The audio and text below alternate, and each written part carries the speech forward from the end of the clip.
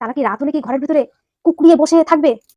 বন্ধুরা, আমাদের দেশটা স্বাধীন হয়েছে, কিন্তু আমরা মেয়েরা কি স্বাধীন হতে পেরেছি? হতে পারিনি। আজকে যদি আমরা মেয়েরা স্বাধীন হতাম বা হতে পারতাম, তাহলে আজকে এই দুর্ঘটনাগুলো ঘটতো না। কি অন্যায় ছিল তার!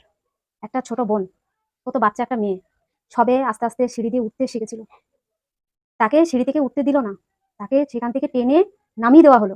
কি অন্যায় ছিল তার! এটাই অন্যায় ছিল যে সে তার অন্যায় প্রতিবাদ করতে বলে, সেই জন্য কি তাকে এইভাবে চলে যেতে হলো? কি ভুল ছিল তার? সে অন্যায় প্রতিবাদ করছিল, তার জন্য তাকে এইভাবে নৃশংসভাবে খুন করতে হলো, জীবনটা এইভাবে দিতে হলো তাকে? আপনারা কি মানতে পারছেন? আমাদেরও বাচ্চারা আছে, আপনারও বাচ্চা আছে, আর কি কোনোদিন বাইরে বেরোতে পারবে না? তারা কি রাত হলে কি ঘরের ভিতরে কুঁকড়িয়ে বসে থাকবে? আমরা সবাই বিচার চাই। একজন নাই, দুজন নাই, 18 থেকে 20 জন তাকে কিভাবে অত্যাচার করেছে। একটা দুটো কামড় নাই, প্রচুর কামড়ের দাগ তার শরীরে পাওয়া গেছে। যারা করেছে তাদের জন্য বিচার হয়, তারা যেন ধরা পড়ে। তাহলে আপনাদেরও মেয়ে আছে, তারাও দিনে দিনে বড় হচ্ছে।